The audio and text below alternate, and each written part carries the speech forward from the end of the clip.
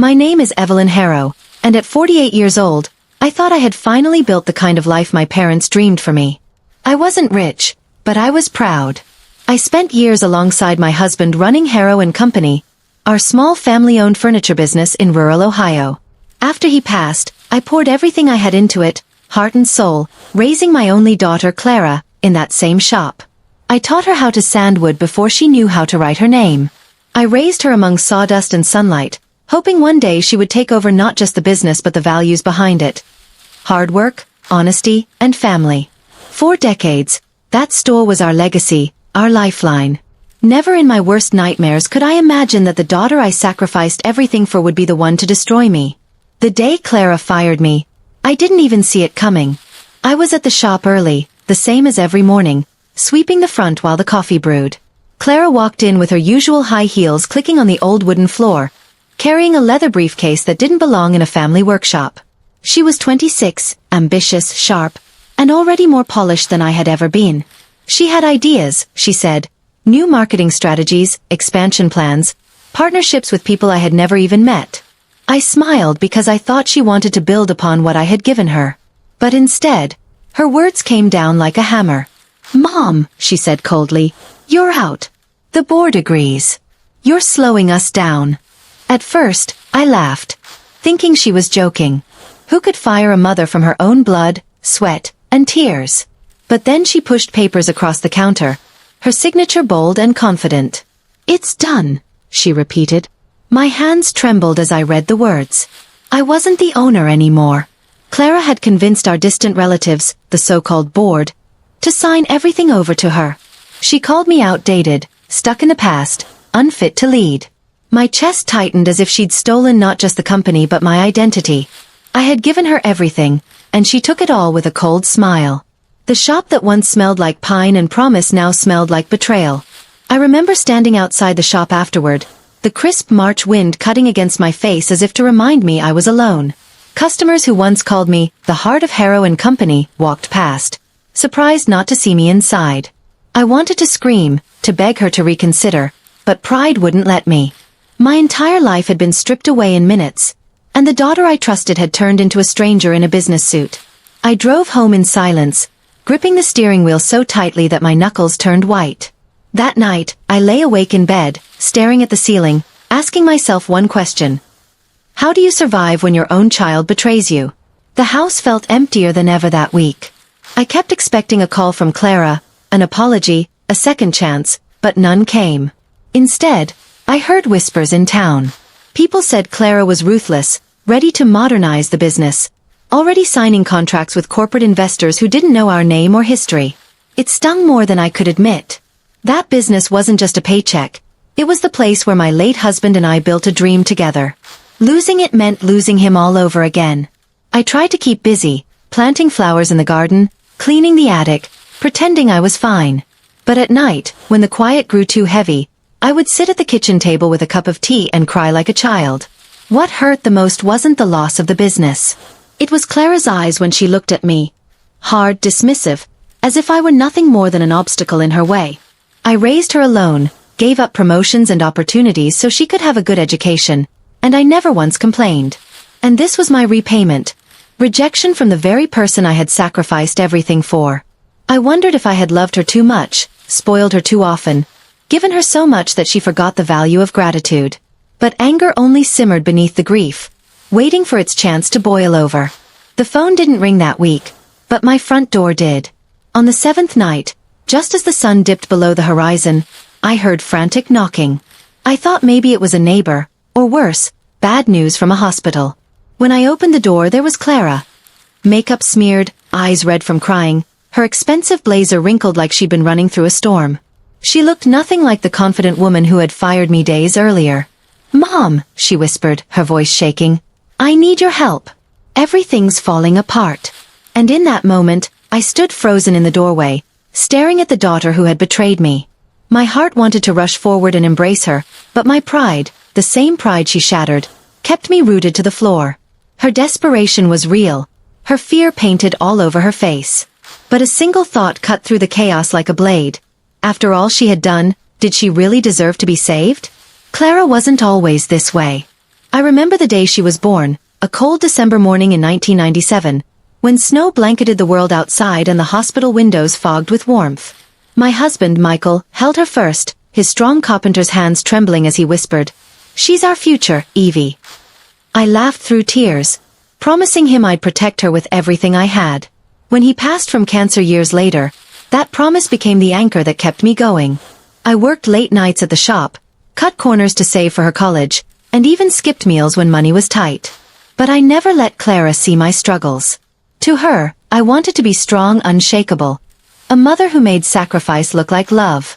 She grew up believing the world was hers, and maybe, just maybe, I encouraged that belief too much.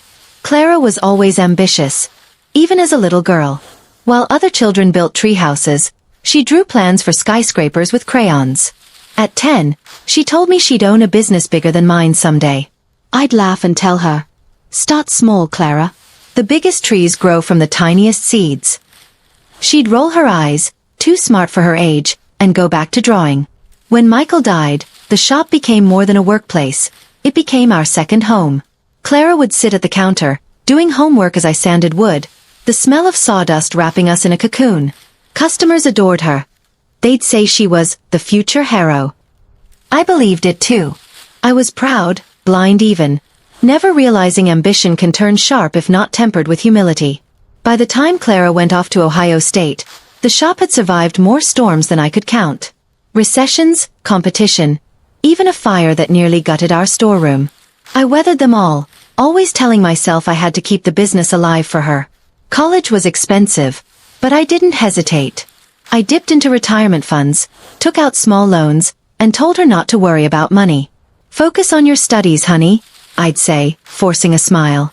She graduated with honors, walking across the stage in a cap and gown I bought with the last of my savings. She hugged me that day, whispered, "I'll make you proud, Mom." And for a while she did. She came home with ideas, spreadsheets, dreams that glittered like glass in the sun. But glass can shatter. Slowly, Clara's tone changed. She spoke less about our business, and more about her vision. I brushed it off, thinking it was youth, confidence, a phase. But she started questioning my methods in front of employees, calling them old-fashioned. She insisted we needed outside investors, slick advertisements, and contracts that reeked of corporate greed. I reminded her what Harrow & Company was built on: community, honesty, trust. "Mom," she snapped once, "those things don't pay bills." The word stung. I wanted to argue, but deep down I saw Michael's stubbornness in her. She had his fire but none of his patience. I began to wonder if I had created something I couldn't control. A daughter who valued power more than the roots that raised her. The first real fracture came during Thanksgiving. We sat at the long oak table Michael built, the one polished by decades of family dinners. Clara had brought a new boyfriend, David, slick-haired and smooth-talking, with a Rolex that glinted under the chandelier. Over turkey and mashed potatoes, he spoke about scaling businesses and untapped markets. Clara nodded along like a student in class. I tried to steer the conversation back to family, but David smirked and said, "You've done great, Mrs. Harrow, but it's time for fresh leadership. Don't you think?" My fork froze mid-air. I glanced at Clara, expecting her to defend me, but she didn't. She sipped her wine instead. That night, when the dishes were cleared, I asked her, "Do you really think I'm holding you back?" She didn't answer, and the silence was louder than words. Still I clung to hope. When she officially joined the business, I thought we'd work as a team. She handled the books while I worked the floor. For a while, it felt like harmony. Customers admired the blend of old and new. My hands-on service with her modern branding. Profits grew. But so did her ego. She started meeting investors without telling me, hosting dinners I wasn't invited to, and hiring people I hadn't approved. When I confronted her, she brushed me off. "Mom, this is bigger than you now." Bigger than me? The business I built with my bare hands, the shop where I spilled sweat and tears, suddenly wasn't mine anymore? I began to feel like a guest in my own life, watching Clara turn my sacrifices into her empire. The day I realized I had lost her wasn't the day she fired me. It was the day she looked at me across the shop, her eyes cold, and said, "You'll never understand what it takes to be successful." She didn't see the calluses on my hands, the wrinkles etched from decades of late nights. She didn't see the years I had given up so she could stand taller. To her, I was outdated, irrelevant. I went home that night, sat at the kitchen table, and stared at Michael's old photograph. "I did everything for her," I whispered. "Was it not enough?" His smile in the frame offered no answer, only silent judgment. But here's the truth I didn't tell Clara then. I might have been old-fashioned, but I wasn't weak. Betrayal has a way of breaking you, but it also awakens something fierce. As I sat alone that night, staring at my empty hands, I felt something shift inside me. I wasn't going to let my daughter's betrayal define me. If she thought she had taken everything, she was wrong. I still had one thing left. My will. And as I closed my eyes that night, I made myself a quiet promise. One day, Clara would regret the day she underestimated me. The first time I saw Clara stumble, it was subtle. A late shipment. A customer complaint left unanswered. In the past, I would have handled it quickly, smoothing ruffled feathers and offering apologies with genuine warmth. Clara, however, brushed it aside. "We're too busy to worry about one client," she said, scrolling through her phone. I bit my tongue, but inside I boiled. That one client was the kind of person who kept the lights on. Steady, loyal, rooted. When they walked away, I saw the first hairline crack in the shiny glass castle Clara was building. She thought she was untouchable, that money and investors could buy loyalty. But she didn't understand what I had always known. A business isn't built on contracts. It's built on people. And people remember how you treat them. Especially when times get hard. Clara's arrogance didn't just infect the business. It infected our home life. She stopped visiting on Sundays, claiming she was too busy with meetings. The phone calls grew fewer. The girl who once climbed into bed with me after nightmares now sent one-line texts. When she did visit, it felt like an obligation, her eyes darting to her phone while I spoke. Once, over dinner, I asked if she remembered the time we nearly lost the shop to fire. "That was ancient history, Mom," she said with a dismissive wave. Ancient history. To her, it was ashes best forgotten. To me, it was the crucible that forged who we were. That night I realized Clara wasn't just building a business without me. She was erasing me. And if I didn't act, I would vanish from her life like smoke. Meanwhile, David slithered deeper into the picture. He came by the shop more often, strutting in like he owned the place. Employees whispered about him. His arrogance, his habit of giving orders without authority. I watched him one afternoon, leaning against the counter with his expensive suit and smug grin, telling Clara that image is everything. She laughed, hanging on his words like scripture. My stomach churned. David wasn't in love with her. He was in love with what she had built, with the power and prestige. And Clara, blinded by ambition, couldn't see it. I wanted to scream, to shake her, but I held my silence. Sometimes silence is sharper than words, and I wanted her to hear it echo when everything collapsed. I started to plan, though I never called it that at first. It began with small things, conversations with old customers, quiet reassurances that I was still there, still listening. I baked pies for the Thompsons down the road, checked in on Mrs. Green, who had ordered furniture from us for decades. I reminded them of what Harrow and Company used to stand for. Family, trust, integrity. Word travels fast in small towns, and soon people began to notice the change. They whispered that the shop wasn't the same under Clara, that the warmth had gone cold. I didn't need to say anything more. Seeds of doubt were already sprouting, watered by her neglect. But revenge is a slow-burn fire, not a flash. I bided my time, smiling when Clara boasted about investor dinners, nodding when she dismissed my advice. I let her think she had won. Yet behind the scenes, I was gathering something more valuable than money. Loyalty. A business without loyalty is like a tree without roots. It may grow tall, but the first storm will tear it down. And Clara's storm was coming.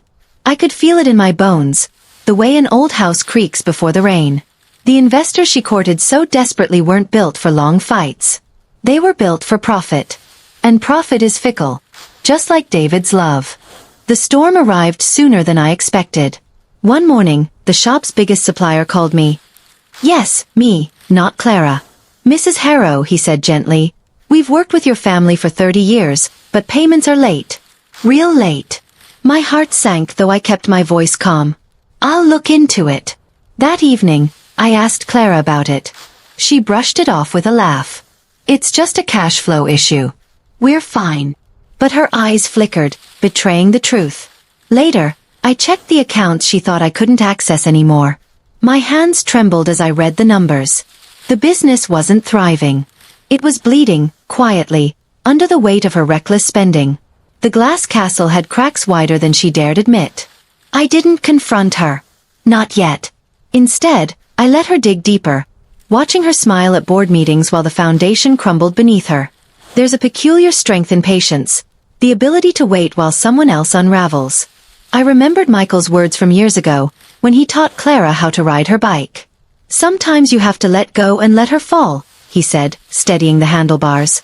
I never thought those words would echo into her adulthood. But here I was, watching her pedal toward disaster, knowing the fall was inevitable. My only choice was whether I would be there to catch her, or let her feel the pain of hitting the ground. The night it all came crashing down started like any other. I was at home, sipping tea, when the phone rang. Clara's voice trembled on the other end, the bravado gone.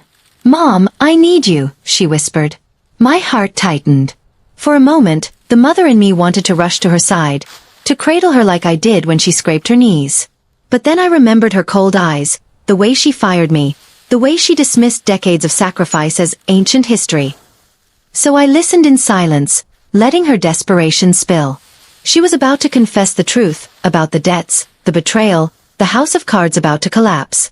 And I, Evelyn Harrow, sat in my kitchen with a choice. I could forgive, or I could let her drown in the very water she pushed me into. And in that moment, with her breath hitching on the phone, I realized revenge wasn't about anger anymore. It was about justice. Clara's voice cracked through the receiver, and for the first time in months, she sounded like the little girl I once knew. Not the cold, dismissive woman she had become. "Mom," she whispered, "they're pulling out. The investors. They say we've lost too much. David's gone too. He left when I told him." Silence followed, broken only by the muffled sobs on the other end. My hands tightened around the teacup. Part of me wanted to rush to her, to cradle her like I had when she was 5 years old and broke her arm falling from the swing. But another part, the part that remembered her icy voice when she fired me, told me to stay still. Let her words linger. Let her desperation soak in. She wasn't just calling for help. She was calling for rescue, and she had no one else left to turn to. The fall had been swifter than even I predicted. Without my steady hand at the helm, Clara had built her empire on arrogance and charm, ignoring the quiet, crucial details that keep a business alive. The late payments had snowballed, suppliers cutting ties one after another. Customers, once loyal, whispered about her sharp tone, her disinterest, her absence from the front lines. And then there was David. That man, slick as oil, saw the cracks before she did. He walked out the moment the ship began to sink, leaving her stranded with empty promises and bills piling high. She had thought herself untouchable. But the higher the pedestal, the harder the fall. And Clara had fallen into a pit so deep even her pride couldn't mask it. The next morning, she appeared at my doorstep. Her hair, once perfectly styled, hung limp and tangled. Her clothes, wrinkled and thrown together, were a far cry from the power suits she paraded around town. Her eyes were swollen, streaks of mascara marking the tracks of tears. For a moment, I saw not the woman who cast me aside, but my little girl, standing in the rain after her first heartbreak.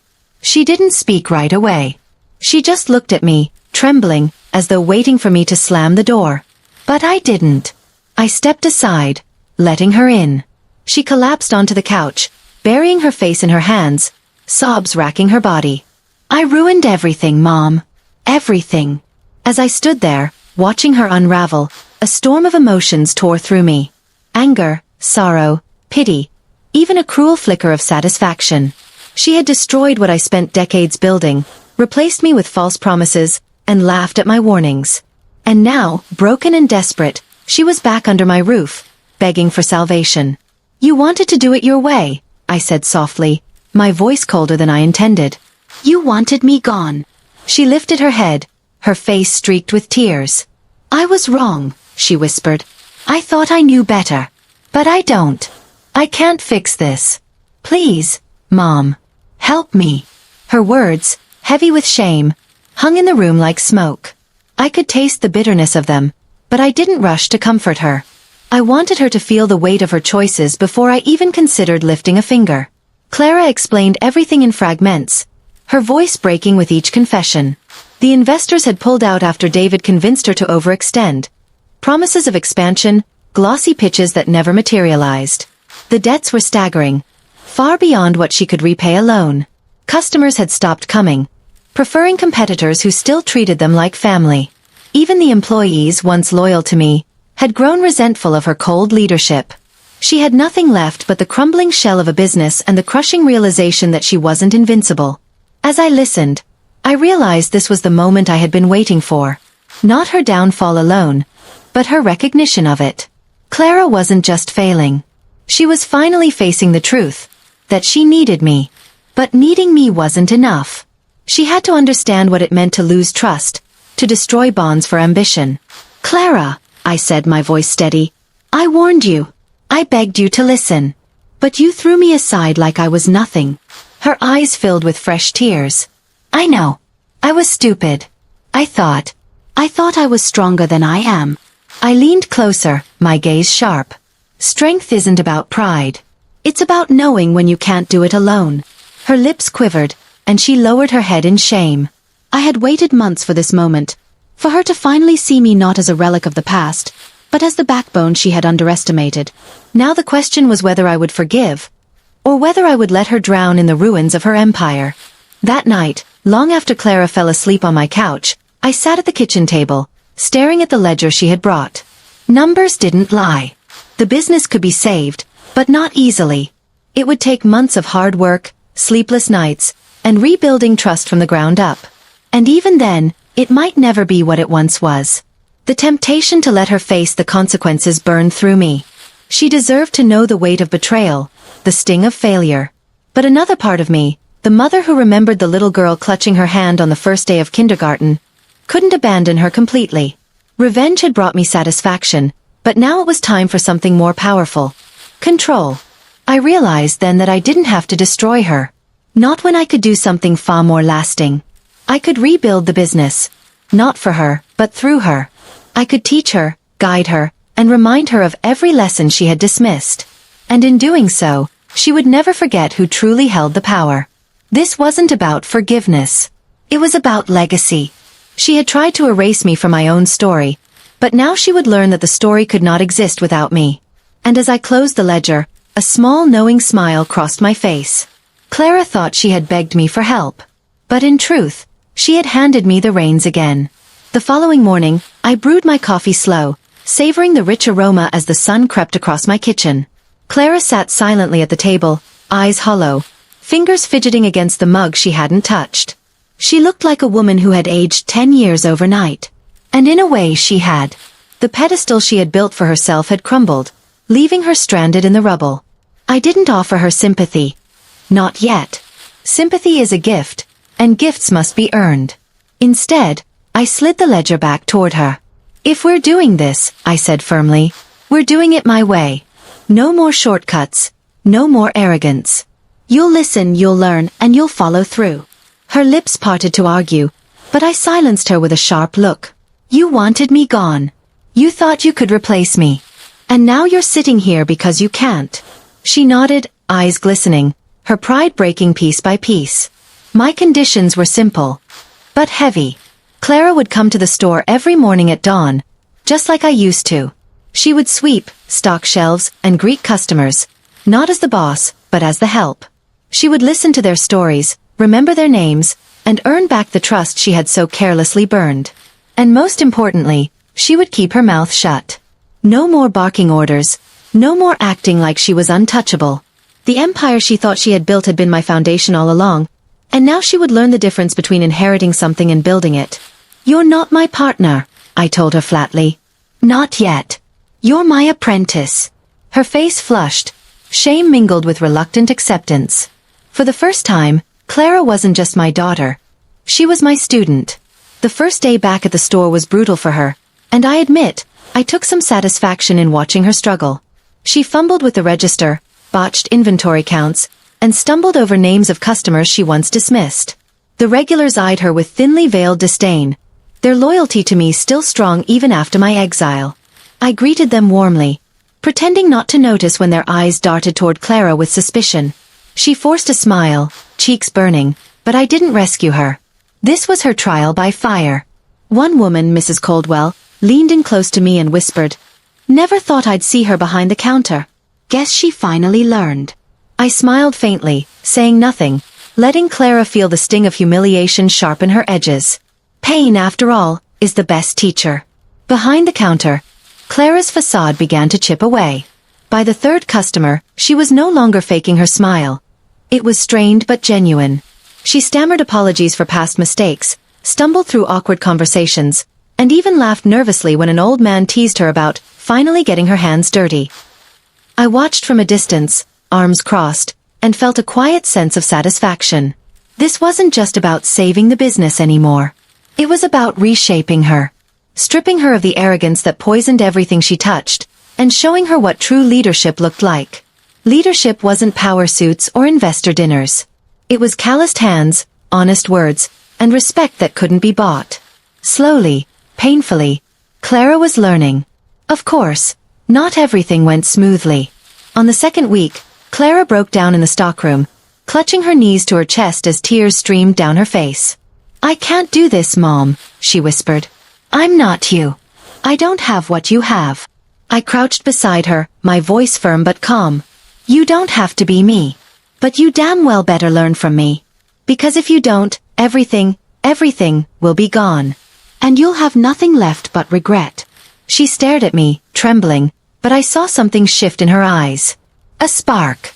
Not of defiance, but of resolve. It wasn't much, but it was enough. She stood up, wiped her tears, and walked back onto the floor. That was the moment I knew she hadn't been completely broken yet. And maybe, just maybe, she was ready to rise. As weeks passed, customers began to notice the change. Clara remembered names, asked about families, even carried bags to cars for elderly patrons. The whispers grew softer, the hostility less sharp. And slowly, the store began to feel alive again. It wasn't back to what it once was. Not yet, but the cracks were sealing. Still, I never let her forget the weight of her betrayal. Every night, when we closed the register, I would ask her the same question. "What did you learn today?" Some nights, she answered with pride.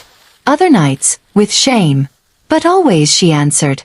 And through those answers, I saw her transformation inching forward. Not fast, not easy, but real. The irony wasn't lost on me. Clara thought she was rebuilding her business, but in truth, she was rebuilding herself under my watch. And I, quietly pulling the strings, was shaping the legacy I always intended. She would never again look at me as expendable. She would never again think she could erase me from the story. Because the truth was clear. The story was never hers alone. It was ours. And if she wanted her name to be remembered, it would be through me. What she once tried to take by force, she now had to earn through humility. That was my revenge. Not her destruction, but her rebirth on my terms. And as I locked the store one evening, watching Clara wipe the counters with weary but steady hands, I knew the scales had tipped.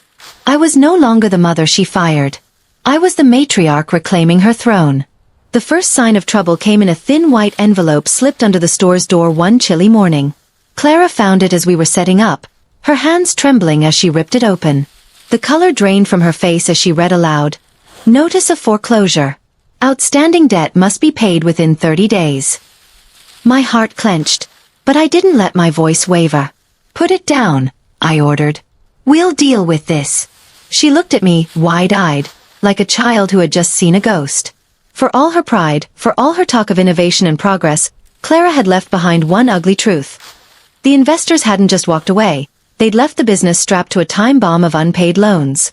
The wolves weren't at the door anymore. They were already inside the house, hungry and circling. That night, Clara sat across from me at the kitchen table, tears brimming in her eyes as she confessed the full scope of her recklessness. She had signed personal guarantees on loans, inflated revenue projections, and promised returns to investors she could never fulfill. "I thought I could handle it," she whispered, her voice breaking. "I thought I was smarter than you, that I could do things bigger, faster." Her shame was raw, her arrogance peeled away like old paint. For the first time, I didn't feel anger. I felt the crushing weight of her foolishness, and the knowledge that our entire legacy hung by a thread. Still, I didn't let her wallow. Crying won't pay the bills, I said coldly. If you want to fix this, you'll have to fight harder than you ever have in your life. The next day, I marched into the bank with Clara at my side, her head bowed like a scolded child. The loan officer, a smug man in a polished suit, barely looked at her before addressing me directly. "Mrs. Montgomery," he said, his voice oozing false politeness. "It seems your daughter has made quite a mess." Clara flinched, but I kept my chin high. "That's why I'm here," I replied. "You and I both know this business has weathered storms before. And you also know it's worth more alive than dead."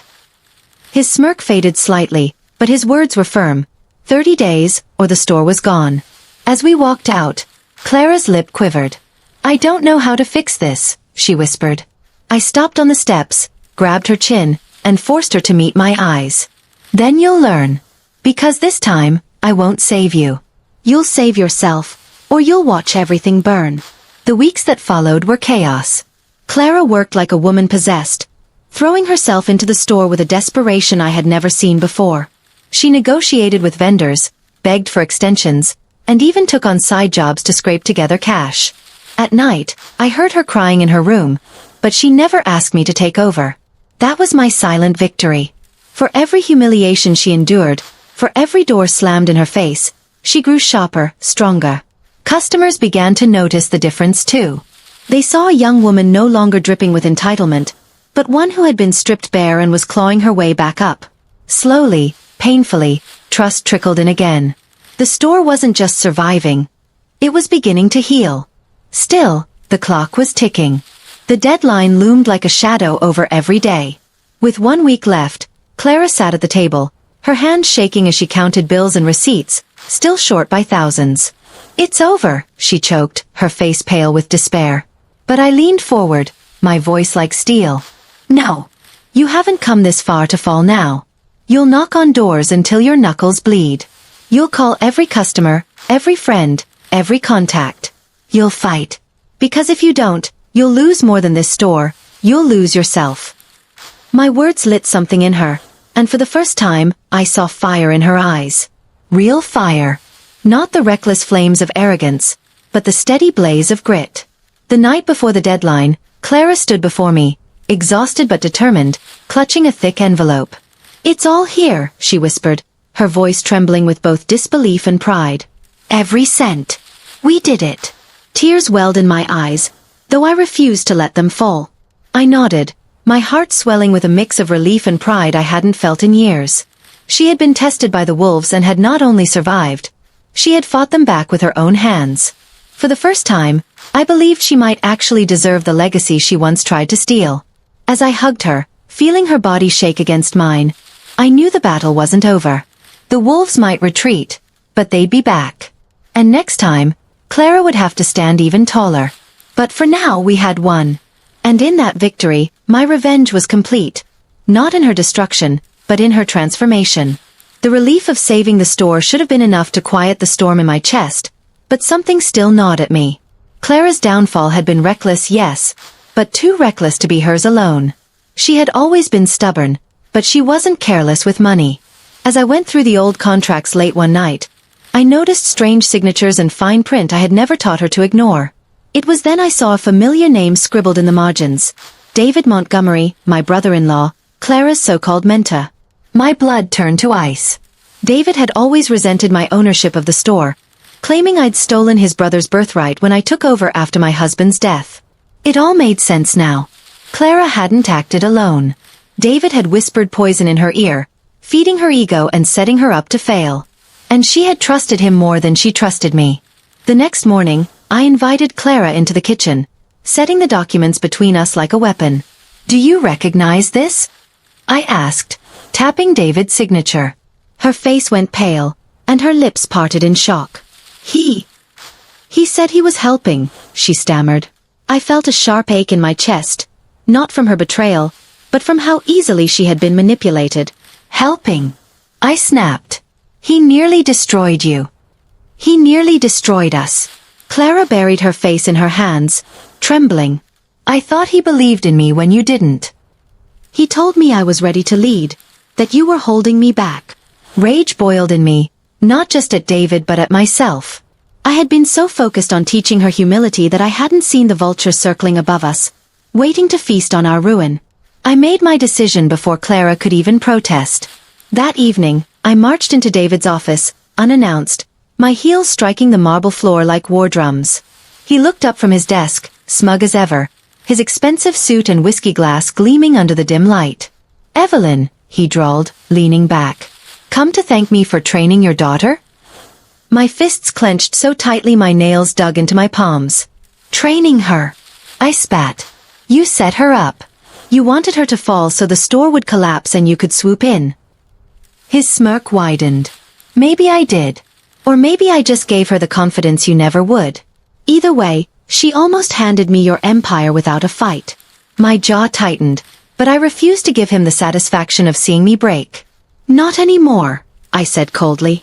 "You've underestimated her. And me." When I returned home, Clara was pacing, her eyes red and swollen from crying. "What did he say?" she whispered. "I didn't sugarcoat it. He used you, Clara. And you let him because you wanted someone to believe in you more than you wanted to believe in yourself." She winced as though my words were knives, but she didn't argue. Instead, she looked at me with a determination I hadn't seen before. "Then I'll make it right," she said firmly. "I'll prove to you, and to him, that I'm not his puppet." For the first time I believed her. This wasn't just about redemption anymore. This was war, and Clara was finally ready to fight alongside me, not against me. We began planning quietly, each move calculated, every step precise. Clara drafted new contracts, cutting David and his allies out of every deal they had wormed into. I taught her how to spot the traps hidden in fine print, how to use silence as a weapon in negotiations, and how to make people lean forward to catch your words instead of dismissing them. Day by day, I watched her grow sharper, stronger, and, most importantly, wiser. Customers noticed, employees noticed, and even I had to admit that the woman who once fired me now carried herself like a leader. But the battle wasn't just about survival anymore. It was about reclaiming our dignity. And for that, David had to be crushed. The chance came sooner than expected. David hosted a networking gala, boasting of his upcoming ventures and parading investors he had stolen from us. Clara wanted to stay home, but I insisted she come. "If you want to prove yourself, you won't hide," I told her. Dressed in a sleek black dress, she walked into that ballroom with her head high, and for the first time, I saw men twice her age step aside to let her pass. David's face faltered when he saw us. "Bold of you to show up," he sneered. Clara met his gaze without flinching. "Bold of you to think I wouldn't." Silence rippled through the room as she produced the revised contracts, evidence of his manipulation, and handed copies to every investor present. Whispers spread like wildfire. David's smirk collapsed into fury. "You little," he began, but I cut him off with a smile as sharp as a blade. "Looks like the apprentice has surpassed the master." By the end of the night, David's empire had begun to crumble. Investors walked out on him one by one, their faith shaken. Clara stood taller than I had ever seen her, shoulders squared, eyes burning with pride. As we drove home, she turned to me, her voice soft but steady. "I'm sorry, Mom. For everything. For choosing him over you, for firing you, for not seeing what you were trying to teach me." I reached for her hand, squeezing it tightly. "You were blind, Clara. But sometimes we have to lose everything before we can see clearly." She nodded, tears glistening in her eyes. For the first time I believed she truly understood. And yet, I knew the story wasn't finished. David wasn't the type to go down quietly. And if he came for us again, he'd find not just a mother and daughter, but a force he could never break. For a few weeks, life felt almost peaceful. Clara and I worked side by side in the store, laughter returning to halls that once echoed with silence. Our employees respected her now, not because she demanded it, but because she earned it. I finally allowed myself to believe we had turned the corner, that David's shadow had finally been banished. But peace is fragile, and enemies rarely surrender quietly. The first sign came one morning when I unlocked the store and found the windows smeared with red paint, ugly streaks spelling out the word traitors. Clara froze beside me, her face pale, while customers gathering nearby whispered in shock. My heart dropped, not from fear, but from recognition. This was David's way of sending a message. He wasn't gone. He was angry, and angry men with nothing left to lose are the most dangerous kind of enemies. I insisted we clean the paint ourselves before the employees arrived, showing strength instead of panic. Clara scrubbed furiously, her knuckles white, muttering under her breath. He won't win. He can't. But by the third day, we received anonymous calls threatening boycotts, followed by suppliers backing out of deals without explanation. David's behind this, I said grimly, scanning the cancelled orders stacked on my desk. Clara slammed her fist down. How is he still this powerful after what we exposed? I didn't have to explain. Men like David don't rely on truth. They rely on fear. He had spent years weaving himself into the fabric of this town's business circles, and pulling one thread wouldn't unravel the whole web. Clara's eyes darkened with resolve. Then we'll cut the whole web down. Her words were fire, but I worried the flames might consume her before they consumed him. The next blow came at a town council meeting where we were scheduled to pitch an expansion for the store. David appeared, dressed impeccably, his voice smooth as silk. He accused us of financial misconduct, waving forged documents to prove his claims. The murmurs in the room grew louder, and for a terrifying moment, it felt like we were losing the ground we had fought so hard to reclaim. Clara rose to her feet, her voice trembling at first, then steady as stone. Those documents are lies, she declared, pulling out our carefully prepared financial statements. She spoke with clarity, breaking down each figure, exposing each forgery. The room fell silent, not out of pity, but respect. For the first time, she didn't look like a child pretending to be a leader. She looked like one. David's jaw tightened as his words collapsed under the weight of her truth. Still, I could see the fire in his eyes. This was only the beginning of his war. At home that night, Clara sat at the table, staring into her untouched dinner. Why won't he stop? She whispered, her voice cracking. Because, I said gently, men like David don't care about winning. They care about destroying. And as long as you're standing, he'll keep coming. She looked at me, her eyes shimmering with unshed tears. Then I'll stand taller. I reached across the table, squeezing her hand. You're strong, Clara. But don't forget, you're not alone. That was the lesson I had failed to teach her before. Strength doesn't mean standing alone. It means knowing when to lean on those who love you. For the first time, she nodded without arguing, and I felt a fragile hope stirring. Yet deep down, I knew David wasn't finished. He was plotting something bigger, something crueler. The following week, we discovered his next move. Our bank account had been mysteriously frozen, pending investigation. Clara panicked, pacing the floor of my office like a caged animal. He's trying to starve us out, she said. My hands trembled as I called the bank, only to hear that anonymous complaints of fraud had triggered the freeze. David had managed to infiltrate the system itself. Without funds, we couldn't pay suppliers, employees, or even the mortgage on the store. I felt the old fear creeping back. The same fear I'd felt when I first buried my husband and had to take over everything alone. But then I looked at Clara, her fists clenched, her eyes blazing, and I realized we were stronger than fear. If he wants war, I said quietly, then he'll get one. But we're going to fight on our terms. Clara stopped pacing, her head snapping toward me. Then tell me what to do. Our plan was dangerous, but it was the only way. We decided to go public, not just with David's lies, but with the entire story. Clara recorded a video, her voice raw but strong, explaining everything. The betrayal, the manipulation, the attacks. She spoke about resilience, about family, about the importance of standing up to bullies who abuse power. When we uploaded it, I half expected silence. Instead, the video spread like wildfire. Customers, neighbors, even strangers from other towns began flooding the comments with support. The next morning, a line stretched outside the store, people refusing to let David's threats dictate where they shopped. Clara stood by the door greeting them, tears glistening on her cheeks, while I watched from the counter, pride swelling in my chest. David had tried to starve us out, but instead, he had fed a fire bigger than both of us. And for the first time I believed we could win. But that night, as I locked up the store, I saw headlights lingering across the street. The car didn't move, its engine purring like a predator waiting for the right moment. A chill ran down my spine. Clara noticed too, her hand slipping into mine. "Do you think it's him?" she whispered. I didn't answer. Deep down I knew. David wasn't finished. He had lost his investors, his reputation, and now his grip on the town. Men like him don't fade quietly into the night. They strike harder when cornered. As we drove home, I couldn't shake the feeling that the real battle was still to come, and when it did, it would test not just our strength, but our very survival. The weeks that followed felt like walking on broken glass. Clara and I kept the business alive, buoyed by the community's support, yet unease coiled around us like smoke. David's presence lingered everywhere. In the shadowy cars that trailed us at night, in the anonymous threats slipped under our door, in the whispers that reached us even at church.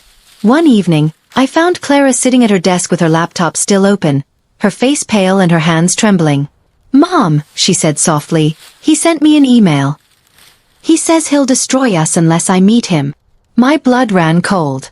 The words weren't just threats, they were bait, and Clara was the prey. She wanted to reply, but I grabbed her hand. "That's exactly what he wants. If you go alone, you won't come back the same." She swallowed hard, then nodded, though fear flickered in her eyes. But David didn't wait for her reply. The very next morning, we arrived at the store to find the front door shattered and the office ransacked. Papers lay scattered like fallen leaves, drawers yanked out, the safe left wide open. Nothing of real value was missing, but everything about it screamed violation. Clara's jaw tightened as she surveyed the mess. "He's pushing us," she said, her voice low. "He wants us to break." I knew she was right. David thrived on chaos, feeding off weakness, waiting for cracks to widen. But what he didn't understand was that we had already been broken once, and rebuilt stronger. Clara turned to me, her eyes burning. "I'm not hiding anymore, Mom. If he wants a fight, he's going to get one." In that moment, I didn't see my little girl. I saw a warrior ready to defend everything she loved. The opportunity came sooner than expected. A local reporter, intrigued by our viral video, invited us for an on-camera interview to share the full story. Clara agreed immediately, knowing it would amplify the truth. I feared it might also provoke David into something reckless, but I didn't stop her. The night of the interview, Clara spoke with raw honesty, her voice steady as she recounted every betrayal. She looked straight into the camera when she said, "People like David may have money, power, and connections, but they don't have what we have. We have each other. And we won't be silenced." The segment aired that night, and within hours, our phones buzzed non-stop with messages of encouragement.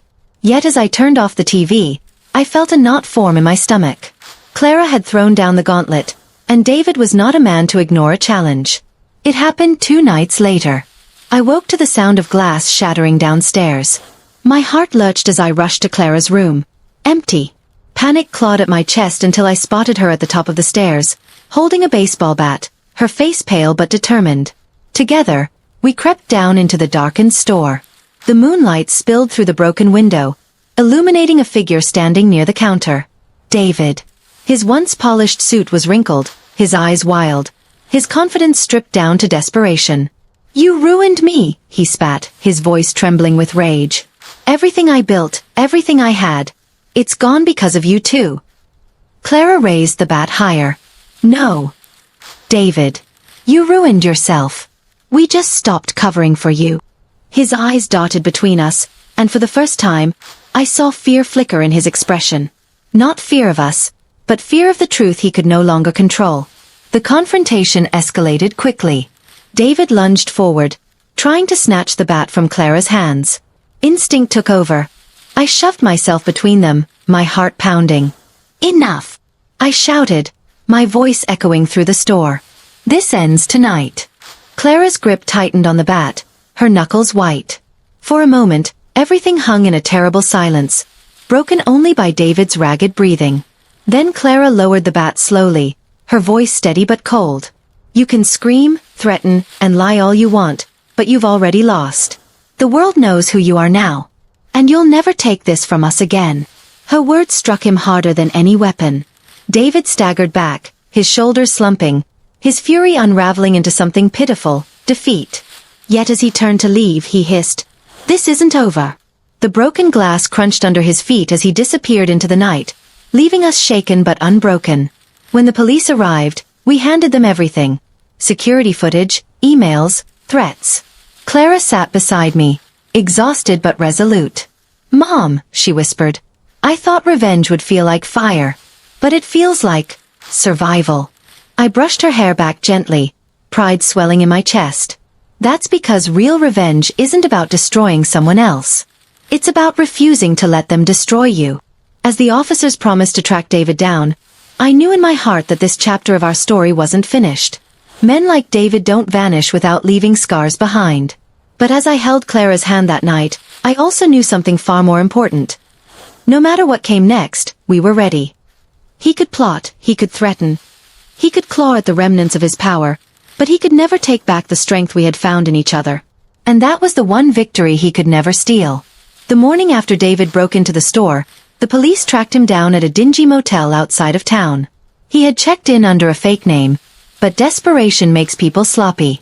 Clara and I sat in the station, exhaustion clinging to our bones, as the officers gave us the news. "He's in custody," they confirmed. For the first time in months, I exhaled fully. Clara leaned against me, tears streaming down her face. "It's over, Mom," she whispered. But I shook my head gently. "No, baby. It's not over. It's just beginning for us." Because while David's story was spiraling to its ugly conclusion, ours was turning toward redemption. What he meant for destruction had only made us stronger. That strength was something no handcuffs, no threats, no betrayal could ever take away from us. Court proceedings moved swiftly. David, stripped of allies and reputation, stood alone before the judge. His once flawless suits were traded for the dull beige of county-issued clothes. The courtroom buzzed with reporters, townsfolk, and business owners he had cheated. Clara and I sat side by side, our hands entwined. When it was my turn to testify, I rose slowly, my voice steady despite the pounding of my heart. I spoke of the lies, the theft, the betrayal. Not just against us but against everyone who had trusted him. Clara followed with her own testimony, her voice fierce yet trembling with emotion. The judge's gavel fell with a decisive crack.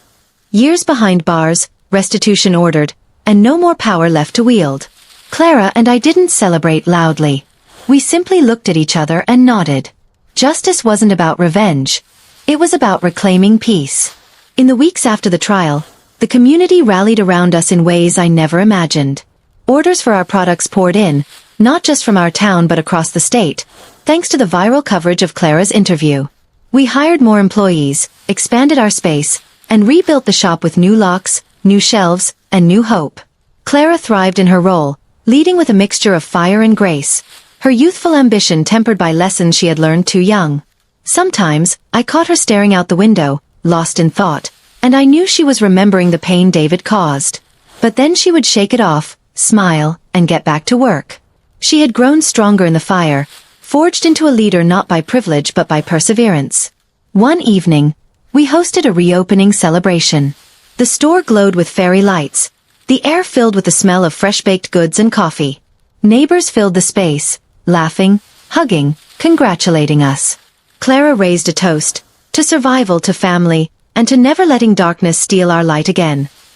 I watched her from the sidelines, my heart swelling with pride.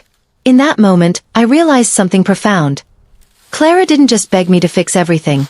She had learned how to fix things herself. And that was the greatest victory of all. As the crowd clinked glasses and music filled the night, I felt peace settle over me. We had made it through the storm, and the sun had finally broken through. But the story wasn't just ours anymore.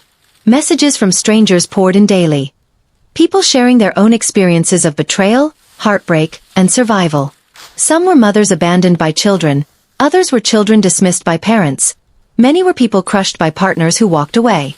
They told us that hearing our story gave them courage to stand up, to walk away, or to rebuild. Clara and I read those messages together every night, humbled and grateful. "Mom," she said one evening, "maybe that's the point of all this. Maybe we went through the fire so others could find their way out of theirs." I kissed her forehead gently, tears stinging my eyes. She was right. Our story wasn't just about revenge. It was about resilience. About proving that even when everything is taken from you, love can still rebuild something stronger. Now when I walk through the store each morning, sunlight streaming across the polished counters, I no longer feel the shadow of David looming. Instead, I hear Clara's laughter in the back room, the chatter of employees, the steady rhythm of life continuing. The scars remain, yes, but scars are proof of healing. David may have drained our trust, shattered our peace, and nearly destroyed us, but in the end, we emerged with something he never understood: unity. Family. A love that bends but does not break. And as I look toward the future, I see not just survival but legacy. Clara will carry this torch long after I'm gone, and she will carry it brighter than I ever did. That, to me, is the sweetest justice. To everyone watching our story unfold, if you've ever been betrayed, underestimated, or broken, know this: your scars don't define your end. They mark your new beginning. If our story touched you, if it made you cry, if it reminded you of your own strength, don't keep it to yourself. Share it with someone who needs hope today. And before you go, don't forget to like this video, subscribe for more stories that matter, and hit that share button so others can join this journey with us. Because sometimes, the most powerful revenge is simply surviving and thriving.